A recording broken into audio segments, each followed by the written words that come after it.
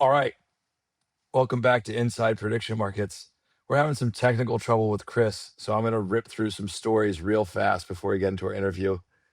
These are the three big stories in prediction markets this week. Number one was the Netflix Insta doc about prediction markets, which really popped off on Twitter because they had this trailer with some total fraud touts in Vegas claiming they were big PM smashers. Everybody got worked up in a tizzy. Kalshi's not even legal in Las Vegas. They're showing fake slips. But it turned out, in my opinion, the actual doc itself was pretty good and covered a lot of interesting material. They had interviews with Tarek, Shane, Seelig. So if you're really interested in the PM space, which you must be if you're listening to the show, I would actually recommend watching the Netflix doc. Unfortunately, I think the way that 99% of people will engage with it is just seeing that trailer moving on. C'est la vie. Story number two, ProphetX raised $35 million at I think like 150 million valuation, something like that. I don't know. They didn't post the valuation. Backed by Parlay Capital and Data Point Capital. I can tell you, Parlay Capital is not a group I've ever heard of. If I had to guess, this is probably a syndicate of people from the space, market makers, professional gamblers, other founders who put capital together to do this. Nice win for Prophet. They haven't announced a raise in a while, but they've been doing good business for a while, which makes me think that they've got their feet under them and they like what direction they're going. And they were able to convince investors of the same thing, and they're heading into NFL season with some steam. So good for those guys. And then number three, Fanatics is acquiring their own DCM and clearinghouse. This is a path a lot of companies have taken, including DraftKings, Robinhood, acquiring exchanges that already have all their licensure from the CFTC, allows you to jumpstart the process. Only downside is you're kind of stuck with whatever technology you acquire. It'll be interesting to see what Fanatics puts out from this. Really good brand. They were a late entrant into the OSB wars and actually did very well with their OSB product. So can't say I don't have high expectations for Fanatics here. All right, coming up, we have one of our best friends, Camden Mariotti, aka Mooch, joining us. All right. Right now in the OpticOdds Hot Seat, we've got a longtime friend of ours, Mr. Camden Mariotti, aka Fake Sharp on Twitter or Mooch on Telegram. One of my oldest friends in the he might be my oldest friend in the sports betting space right now. Good friend. He's what introduced Henry and I or who introduced Henry and I. And he swore he would never come to New York, this filthy, disgusting city. So we can't believe he's here.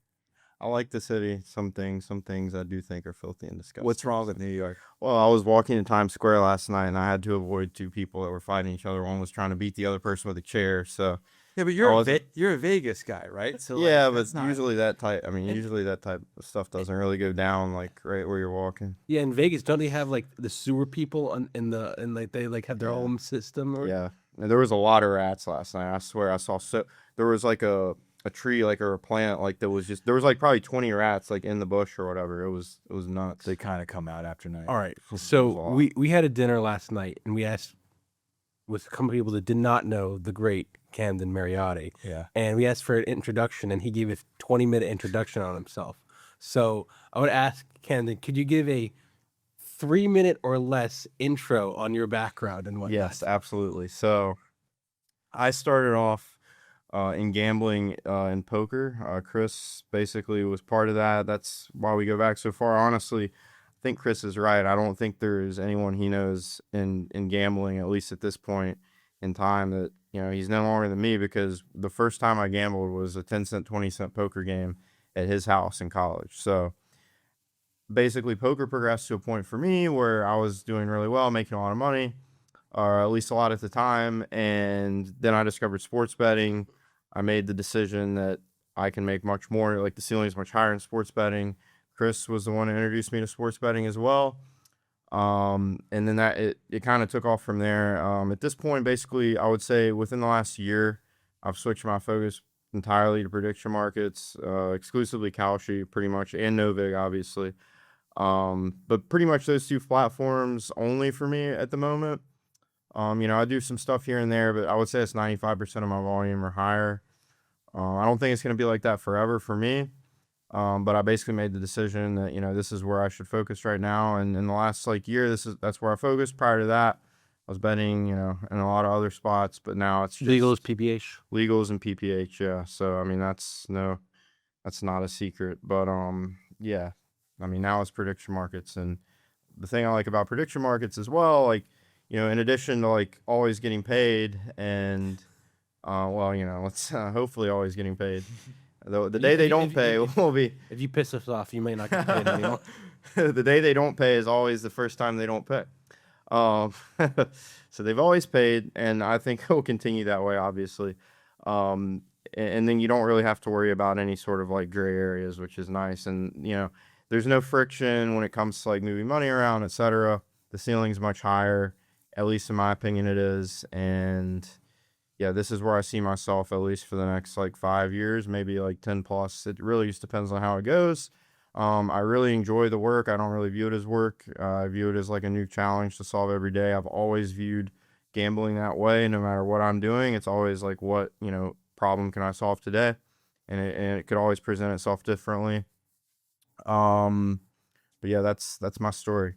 A lot of people would say winning on prediction markets is a lot harder than legals and PPHs. Do you feel that way? Well, it depends on how you define winning, because winning you could define as different things, as just simply making money instead of losing money. I would agree, because on legals you could simply just promo farm and have zero risk and make money. I'm not familiar with that, but I assume that's how it works. So with as far as scaling and making money, I highly disagree. I think prediction markets are much easier to scale and make money on. I don't think you hear many people preaching this from the from the hilltop, because that's what they're doing. They're simply trying to scale and make money, so they don't need to tell everybody else that they're doing it. That's my opinion. I disagree a little bit with you there.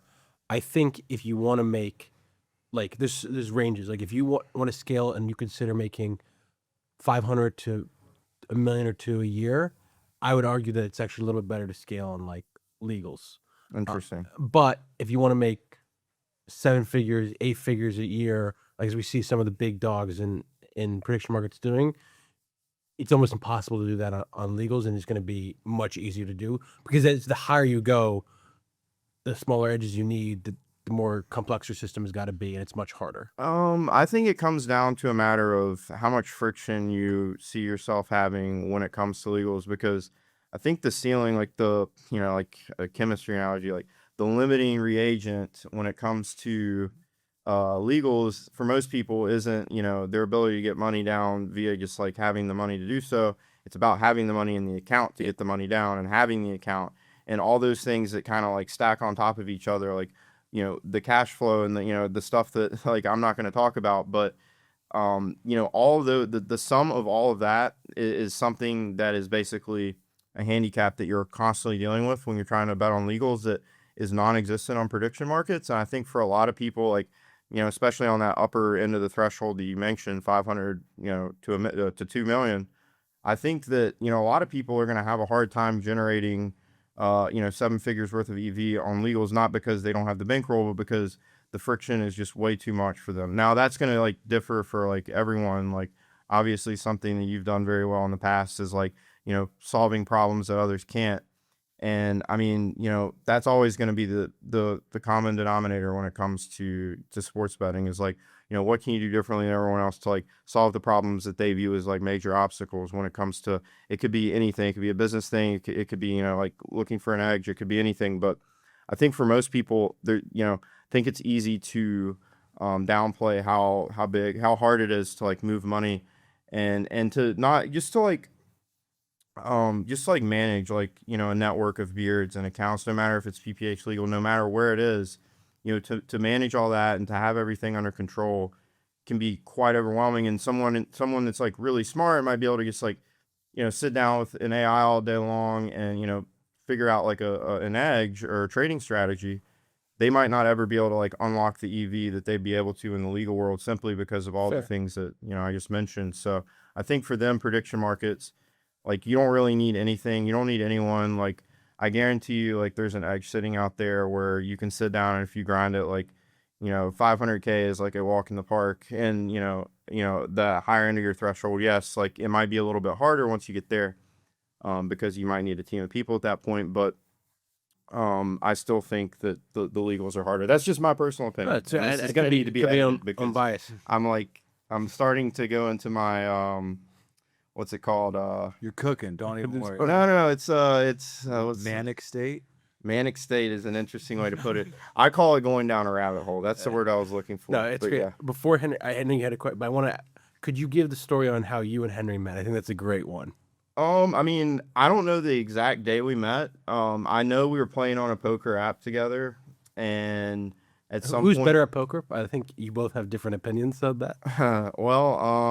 it depends on how you define who's better at poker. I'll tell you, Mooch used to tell me that I wasn't as good as him. Oh, for sure. Like when we were playing, like if you, But wait to finish that. But then one day I made an account under a different name and I played him heads up, and he didn't know who it was, and he messaged me and he goes, "Have you played this Claire account?" Because Claire was the name of my cat. And I was like, "No," and he was like, "He's really good. Is it you?" "No, it can't be you. He's way better than you."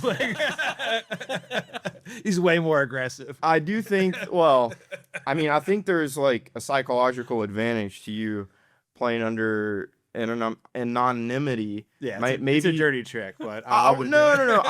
I don't think it's a dirty trick. I just think that you might find it easier to step outside of your comfort zone if you're insecure about your play style, So,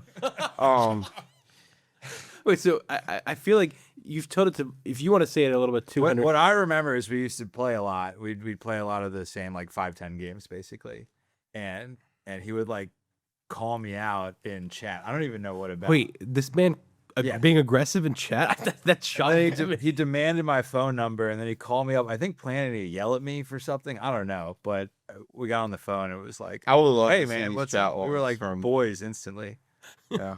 I could probably find There text. was probably like we were playing in a medium-sized club on a poker app, and I would say there's probably half a dozen people on there that were like going to like make 2 big months plus in the long run, and obviously Henry and I were 2 of them, and I don't think any of the rest of them were people worth having a conversation.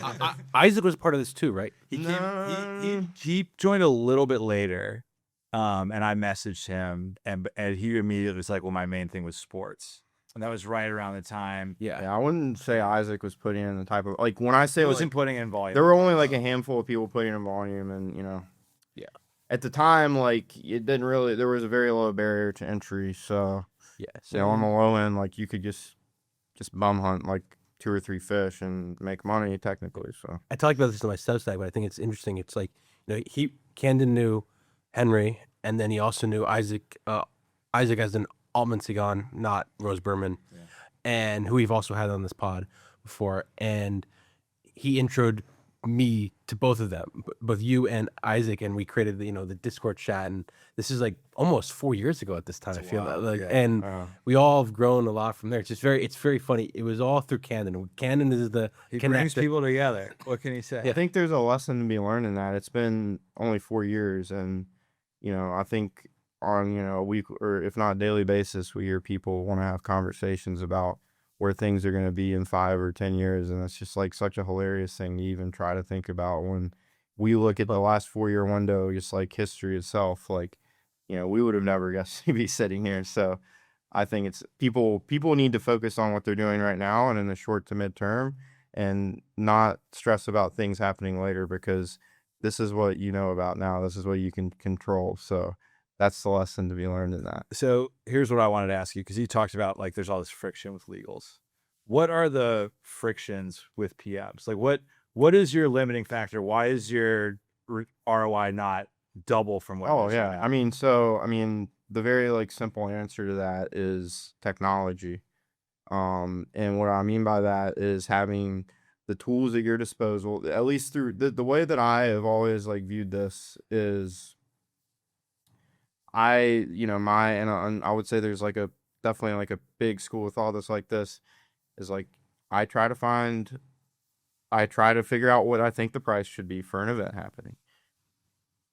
It could be through a top-down method. It could be through having a model. It does, that's a whole different discussion. Just what you have a fair, and you are trying to, build a position around it. And that is the way that I think about prediction markets. It's very simple. So the biggest thing for me is being able to execute the strategies that I want. And obviously, the big thing that you're going to run into is there's going to be certain things that you're doing with your strategy that you should be wanting to automate, and you should be, because it comes down to speed. So for most people, I think it's going to be that technology barrier. You're going to run to a point where you're like, okay, if XYZ happens, maybe I want to post liquidity or pull liquidity, or I want to post this much liquidity at this time, yada, yada, yada. And it's always going to be, okay, well, what tech do I have that can, help me execute that task? And then you basically, and the way that I view it at least, is you basically build this up over time, where you have, you have a full toolbox worth of tools. And then I'm not, I'm definitely not qualified to speak on what happens beyond that point, because I don't think I have like a toolbox full of tools right now. I mean, I think I'm not stressed at all. I'm doing fine. I'm doing well, but I think I'm far from like my like potential when it comes to just like having all the tools that you would need at your disposal, having technology, and it obviously takes time to do that. So for most people, even if they do have the skills required to build that technology, they're going to run into an issue that everybody else has, which is there's only 24 hours in a day.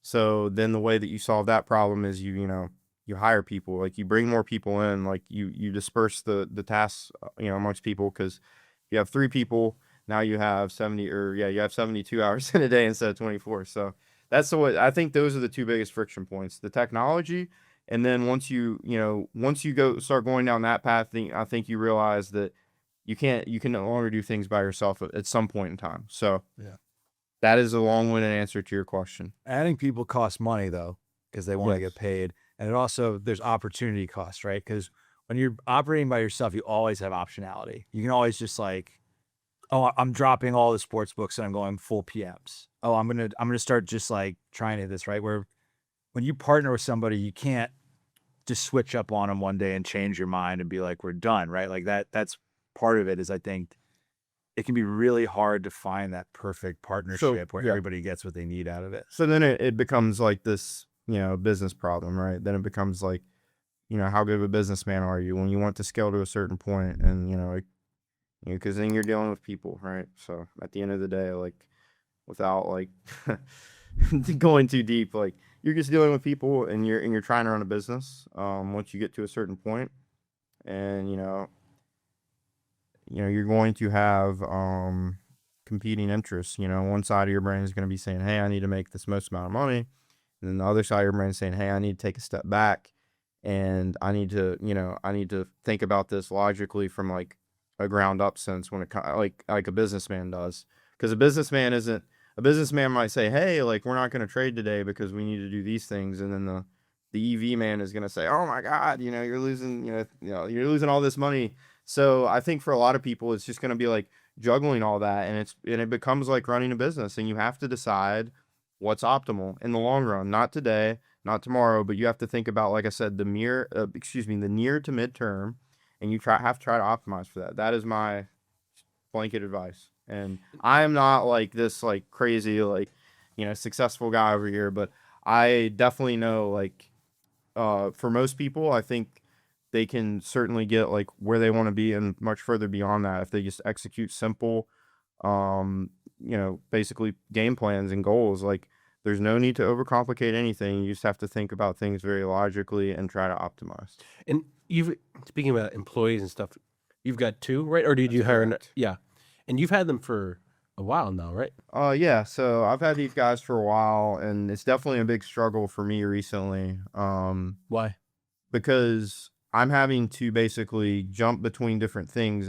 Like, everything's been so compressed in sports. It feels like everything's changed so fast, and the things I value the most out of the 2 guys that work for me is I trust them with damn near anything, which that is so much more valuable than people realize.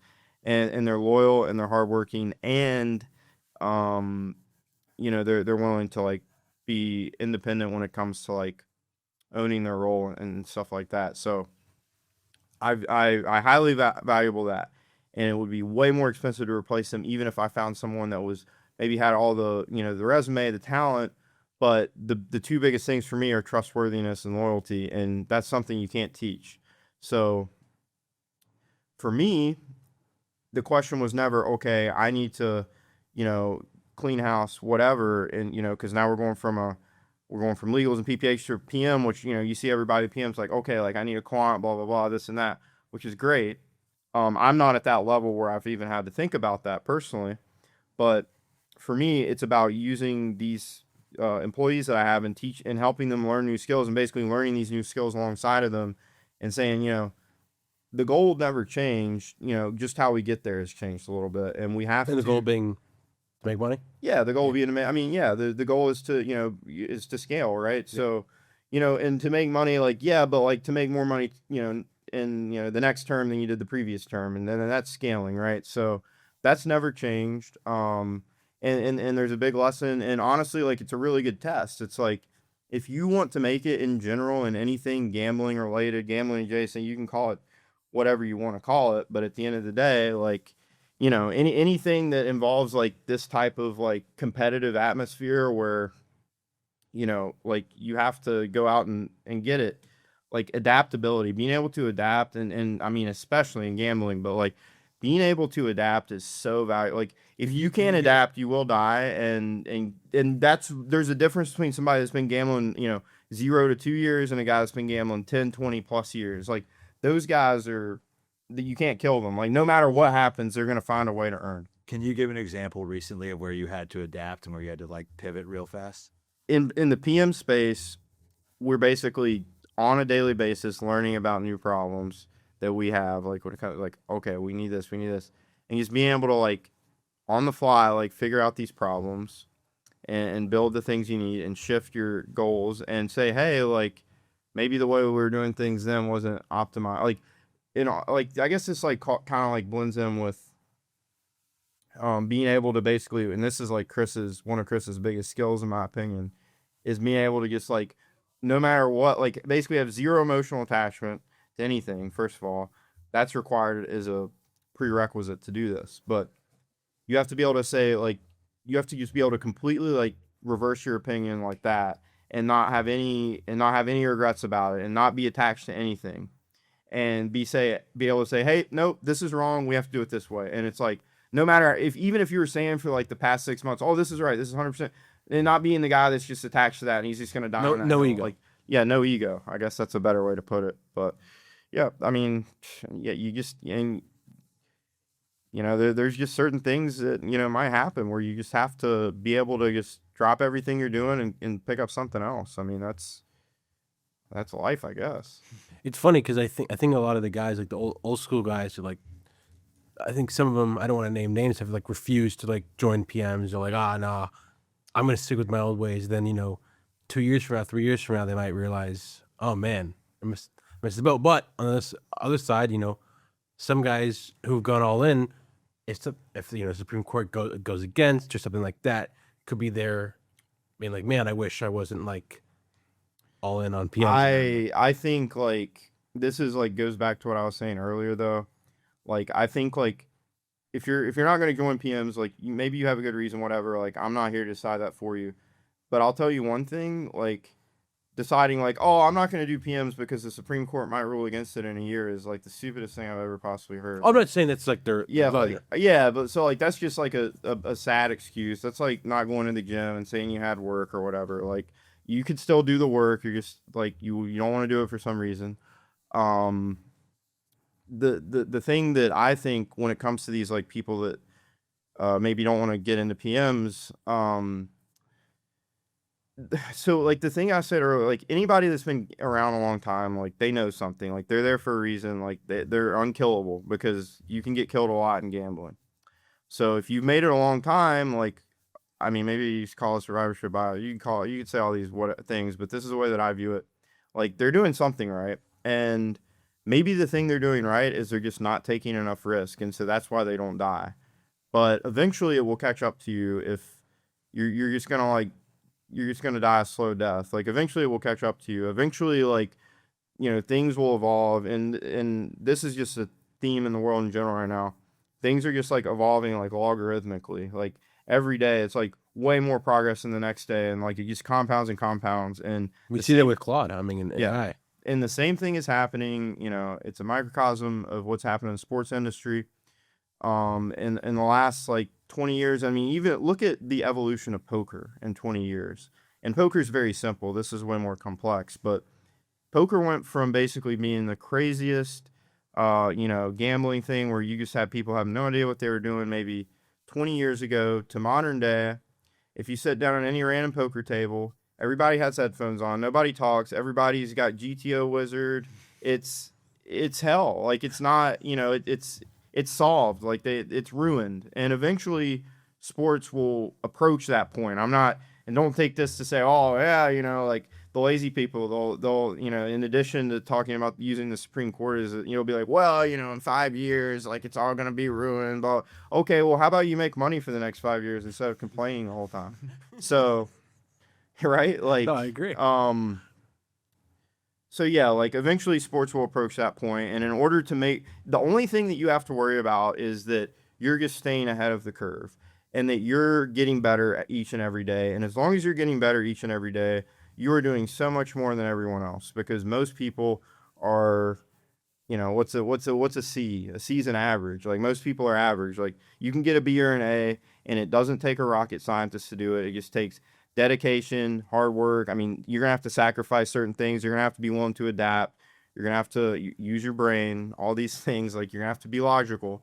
But yeah. Yeah, I think it goes, I mean, knowing you a long time, I think that your biggest skill set is if I text you, unless you're sleeping, I get a response almost in minutes. I every usually time. get a selfie of him with a really tall guy. He just met in Manhattan, making a weird face. All right, that's more of an Anybody inside. that's texted me during the last hour has not gotten a response. No, but you know what I mean. Like, Yeah. you're very like on it, and you're like, if I'm like, oh, if I'm at the desk, like I'm working. yeah, and it's like it's you probably work 365 days a year. Like Yeah. even if you're on vacation or whatever, you maybe like, a couple hours. yeah, like you're on it, and like that's that's dedication. That's the grind. for what it's worth, like I think that's a little bit overdoing it, and like I've came to realize that over like the past couple months. Like it's the summer, of course I'm still betting, but I've taken the time to travel. Well, you mean trading, just to be clear. Whatever you want to call it. I've taken the time to travel. It's always going to be betting to me. That's just how I learned it. So like I've taken the time to travel and taking time to reflect and just unplug, and that's good. And like I'm not saying like you have to be on every day, but when you are on, be intentional. Like when you are at the desk, and if you're not, and if you don't want to be at the desk every day, that is completely fine. But be honest with yourself about what you can accomplish. If you also want to like have a life, or you have a wife and kids and all these things, like that's fine. Nobody's saying you can't have a balance, but be honest with yourself with what you can do. And the best thing that you can do to get where you want to go is to just be intentional when you are working.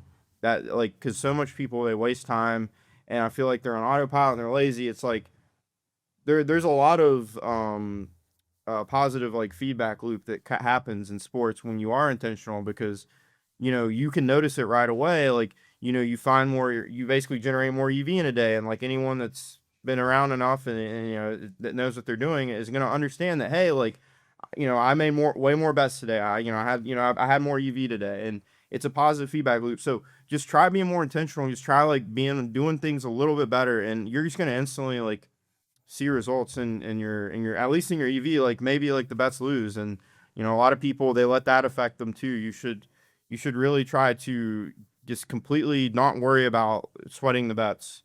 That's something that I've tried to not. I mean, I still do it, but I've stepped back like significantly when it comes to that. And one thing that really helped me with that, and most people aren't going to have the opportunity to do this, but when I was traveling, like I said, I do have employees, like there were still bets happening, and I don't think I checked my results for like 2 weeks. That's good. That's really good. And once you do that, then you realize that there's literally no need to ever check your results outside of just knowing how much money you have for, logical purposes of sizing and, cash flow, etc.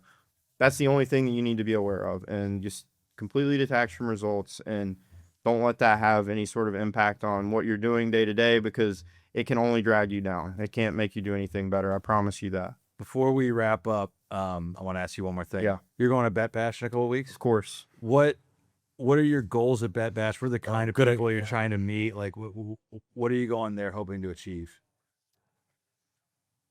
At Bet Bash, I would ideally like to meet some folks that are hopefully newer to the space, because I know a lot of the folks that are in the space already, and I'm extremely looking forward to seeing them and hanging out with them.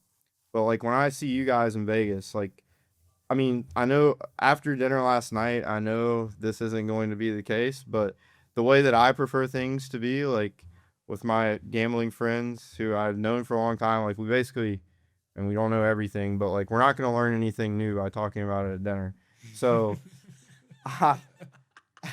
I prefer to like just be friends and like talk about life stuff and like have a good time, like, and just completely detach from everything gambling related. But as far as so I'm going to see I'm going to hopefully have a lot of those interactions, and I'm looking forward to that. But as far as meeting new people, I want to meet some people that are new to the space, that come from, coding background. Of course, there's probably going to be a lot of people that want to meet someone like this, but I don't need a resume. I just need, I don't know how to put it into words, but I need to meet the person, and I need to get their vibe. And if I like their vibe, that's all I need to know, is because for what I'm trying to accomplish personally, and not everybody can say the same thing, but for what I'm trying to accomplish, I don't need top of the line rocket scientist. I need someone that I work well with, because at the end of the day, that is way more important. There's like a hierarchy of like what's important in my opinion. And number one is just like, okay, how much work are you getting done? Like, what's influencing that? And if the person is motivated and they're eager and they're hungry, and most people new to the space are, you're going to see way more progress. You might get way further than with someone that, is looking for something that I'm not looking for. Like, at the end of the day, as I said at the beginning, I don't view this as work. I have a lot of fun doing this. It allows me to, a side effect of that is putting in a lot of hours.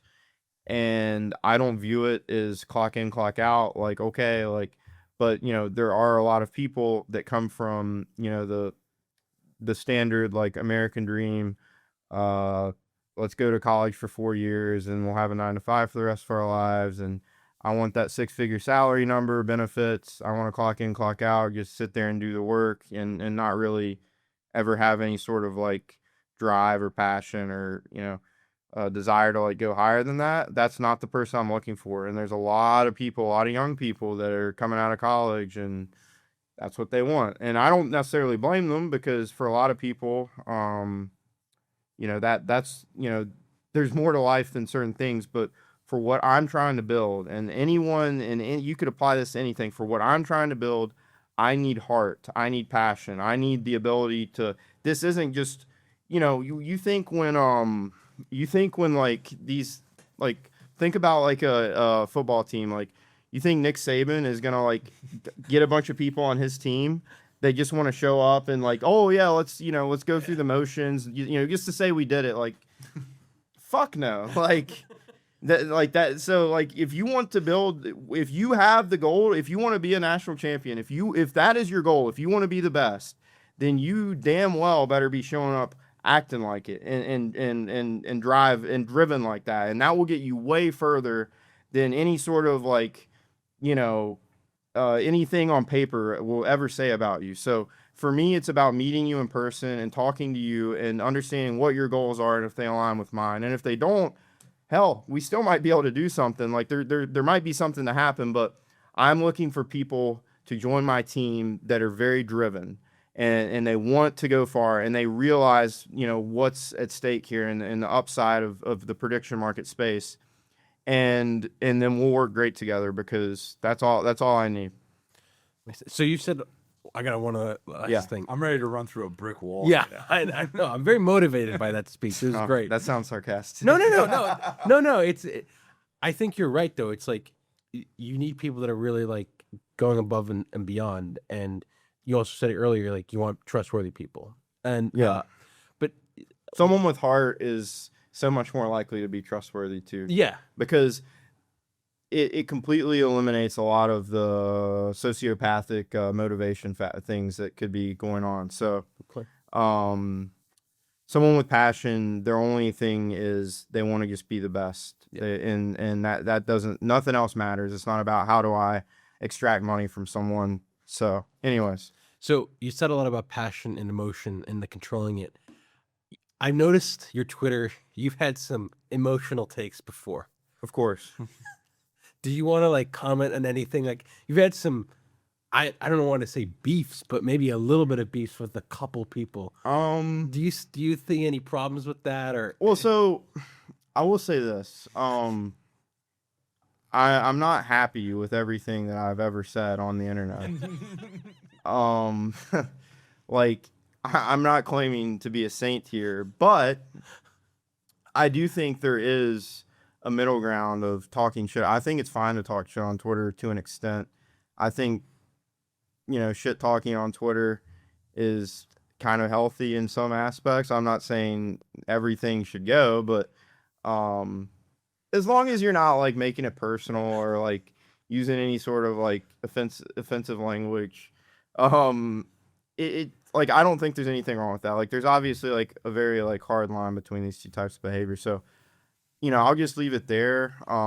Like I do think that like getting on Twitter and like calling people stupid or being a dickhead. Am I allowed to say that?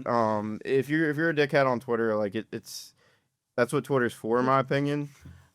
Just don't make it personal and like don't like let it consume your life either. I mean, I only open Twitter like it just random times, like like when I'm done working, like at the end of the day, or like occasionally in the morning, like Or occasionally when you're like blackout.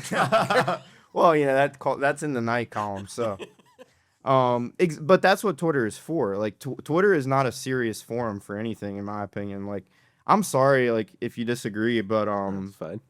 like I think it's loser activity to like spend like unless like your job like requires you to do so, then it's completely different. You don't think it's a good networking tool? Well, that would fall into the category of your job, requiring you to do so. If that's what you're trying to get out of it. But I think most people waste a lot of their time, and they waste away valuable time on the internet, on social media, on Twitter. And sure, it's cool to like get on Twitter like at the end of the day and like you read something stupid and you're like, oh, you're so stupid. But then like as long as you don't like let that consume, it's like, okay, like what's my to-do list today? Okay, so I'm gonna sit on Twitter and like boast my ego all day. Like no. Like so as long as you're not doing that, like it's fine. Like just use it like as like you when you're on Twitter, you should be chilling. Like that should be like part of your chill time. It's like the same thing as like you're watching a TV show or whatever. Like that's the way I view Twitter. It's entertainment exclusively because for what my goals are, like I know where I need to be and like it's in front of an AI probably. So if I'm on Twitter, I think I'm probably not using my time optimally. Most expensive mistake you've ever made in prediction markets? Ooh, there's been a lot of mistakes. I would say one day. So this is a mistake that I made sure not to make again. And this is a very basic amateur mistake. It's gonna be like, oh, this guy's so stupid type of deal. I just put some orders up because I do a lot of manual trading on the markets, and I think it was a college football Saturday, or maybe it was during bowl season, something like that. I just remember it was a very long day. Might have been during March Madness. I don't even know. And it was a weekend. It was a Saturday, and I was just working like from like 9 a.m. until like midnight. And I think like right before I logged off, I put some orders up on an esports match that was going to take place at like 6 or 7 a.m. the next day. And I put up like, I don't know, like maybe up to like 50 or 70K, like $1,000 worth, and no expiration. And I woke up. Yeah. On esports? Yeah. That's incredible. Yep. Why'd And, you do that? Well, I forgot to put an expiration because I was so tired at the end of the. I put it up like right before, and Yeah. you know, like that's a very simple mistake that could have been avoided. I mean, I haven't made that mistake again. I've definitely made other, you know, stupid mistakes that are costly, but the fact that I've made like so many of these mistakes and I'm still like making like, it's like the net impact it's had on my ROI is like so low that like it's a joke how like soft prediction markets are, in my opinion. Like if I can make these types of mistakes and my ROI still be as high as it is, like, like that's a really good sign for like what's possible, because I know I can be much better myself and I already know where I am. So like I said, my goal is always to just be a better version of myself. Let's not make that mistake tomorrow. That's a good idea. In general, we should not putting tons of liquidity on an illiquid market And then going to sleep. go Yeah. to sleep. Yeah. All right. Mooch, thank you very much, man. Good It's having a you. pleasure. Yeah, thanks for having me. Hopefully you guys learned something, and at least if you learned a didn't lot. learn something, you got some good laughs out of it. So that's You're all that you're my matters. not only my oldest friend, my funniest friend too. You I'm glad that I'm the Henry funniest. says some funny things, but you blow him out Not of the water. Yeah. All right. Good stuff.